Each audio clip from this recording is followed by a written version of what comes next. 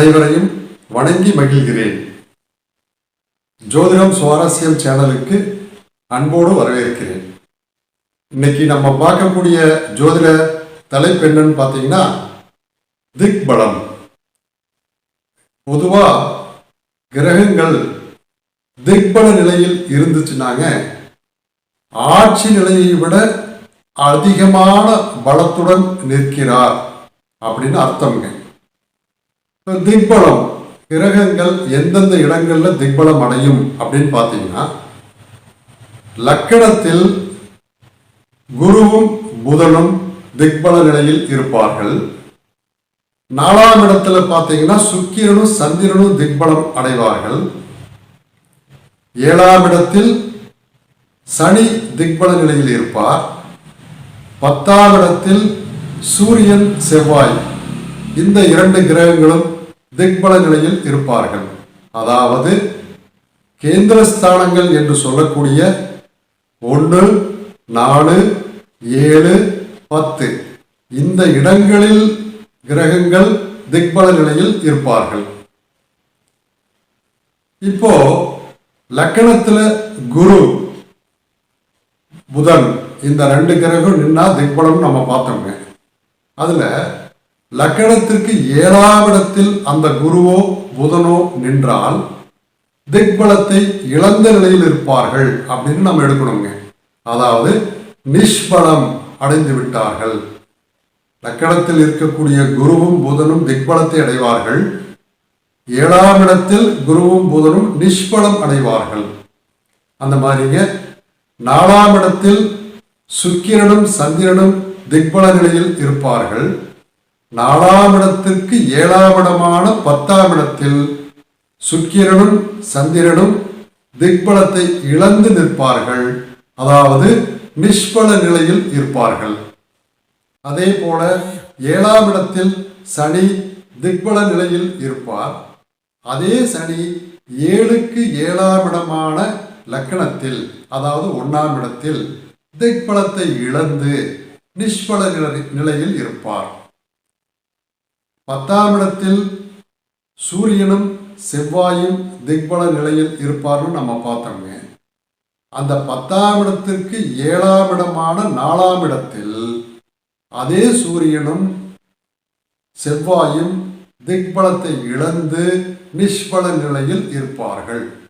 இது வந்துங்க நம்ம ஜோதிடத்துல பலன் சொல்ற போது உண்மையிலேயே அந்த கிரகம் திக்பல நிலையில் இருக்குதா அல்லது திக்பலத்தை இழந்த நிலையில் இருக்குதா அப்படின்னு பார்த்து தான் நம்ம பலன் சொல்லணுங்க. அடுத்துங்க பொதுவா கிரகங்களுக்கு 6ஆம் இடம் 8ஆம் இடம் கடுமையான மறைவு ஸ்தானம் அப்படிங்கிறது நமக்கு தெரியுங்க. ஆனால் சுக்கிரனுக்கு மட்டுங்க 3ஆம் இடமும் 8ஆம் இடமும் தான் கடுமையான மறைவு ஸ்தானம். அப்படி பார்க்கும்போது உதாரணமா ஒருத்தருக்கு கடக லக்கணம்னு வச்சுக்கலாங்க. கடக லக்கணத்துல 3ஆம் இடத்துல சுக்கிரன் நிற்கிறாரு. உடனே நம்ம என்ன பண்ணுவோம், கடக லக்கணத்துக்கு சுக்கிரன் மறைஞ்சிட்டாரு. அப்ப சுக்கிரனுடைய காரகத்துவங்கள்லாம் இந்த ஜாதகருக்கு கிடைப்பதில் காலதாமதம் இருக்கும் அல்லது தடை இருக்கும் அப்படின்னு நம்ம பலன் சொல்லுவோங்க. ஆனா அதுக்கு முன்னாடி அந்த சுக்கிரன் எத்தனை டிகிரியில இருக்காரு, அதாவது பாகை வாங்கியிருக்காரு அப்படின்னு நம்ம பார்க்கணும்.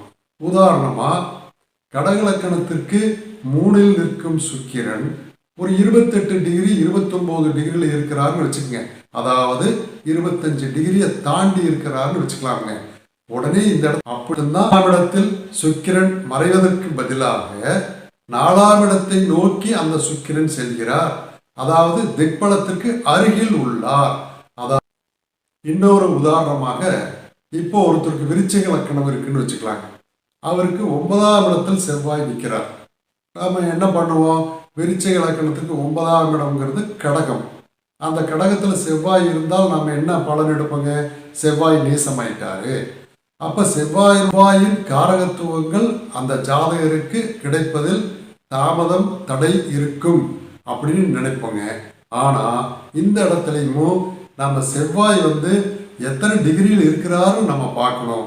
உதாரணமாக செவ்வாய் ஒரு 27 டிகிரியை தாண்டி 29 டிகிரியில் இருக்கிறாருன்னு வச்சுக்கலாங்க. அப்போ அவரு நீசம் அடையவில்லை, மாறாக திக்பலத்துக்கு அருகில் உள்ளார். அதாவது 10ஆம் வீட்டை நோக்கி போறாரு, 10ஆம் வீட்டுக்கு அருகில் இருக்கிறார், திக்பலத்துக்கு அருகில் இருக்கிறார் அப்படின்னு நம்ம எடுத்துங்க. அதை வச்சு நம்ம பலன் சொல்லணுங்க. அப்பதான் நம்மளுடைய பலன் சரியா வருங்க. கும்பலக்கணத்துல குரு இருக்கிறாருன்னு வச்சுக்கலாங்க. இப்ப கும்பலக்கணத்தில் குரு இருந்தா நாம என்ன நினைப்போங்க? குரு திக்பலத்தோடு இருக்கிறார். அப்ப லக்கணம் 5, 9ஓடு குரு தொடர்பு இருக்குது. அப்ப திரிகோண ஸ்தானங்களோடு அந்த குருவுக்கு தொடர்பு இருக்கிறதுனால அந்த ஜாதகர் யோகமான ஜாதகர் அப்படின்னு நம்ம அந்த கிரகத்தை திக்பலம் நினைச்சுக்கிட்டு பலன் சொல்லுவோங்க. அதுக்கு முன்னாடி அந்த குரு எத்தனை பாகையில் நிற்கிறாருன்னு நம்ம கவனிக்கணுங்க. ஒருவேளை குரு கும்பத்துல 1 டிகிரி அல்லது 2 டிகிரியில் இருக்கிறதா வச்சுக்கோங்க. இப்போ குரு லக்கணத்தில் திக்பல நிலையில் இல்லை, மாறாக 12இல் மறைந்து நீச வீட்டை நோக்கி செல்கிறார். அதாவது குரு பலம் குறைந்துள்ளார் அப்படின்னு தான் நம்ம எடுக்கணுங்க. அதாவது குருவின் காரகத்துவங்கள் ஜாதகருக்கு கிடைப்பதில் தடை தாமதம் ஏற்படும். இந்த மாதிரி நம்ம ஜாதகத்துல திக்பலத்தினுடைய நிலையை ஆராய்ந்து உண்மையிலேயே ஒரு கிரகம் திக்பலத்தில் உள்ளதா அல்லது திக்பலத்தை இழந்து உள்ளதா அப்படின்னு நம்ம பார்த்து பலன் சொன்னோம்னா நம்மளுடைய பலன் 100% சரியா வருங்க. திக்பலத்தை பற்றிய ஒரு தெளிவு உங்களுக்கு கிடைச்சிருக்கும்னு நான் நம்புறேங்க. இந்த வீடியோ உங்களுக்கு பிடிச்சிருந்ததுன்னா லைக் பண்ணுங்க, கமெண்ட் பண்ணுங்க, ஷேர் பண்ணுங்க, சப்ஸ்கிரைப் பண்ணுங்க. மீண்டும் சுவாரஸ்யமான இன்னொரு வீடியோவில் உங்களை நான் சந்திக்கிறேன். வணக்கம்ங்க.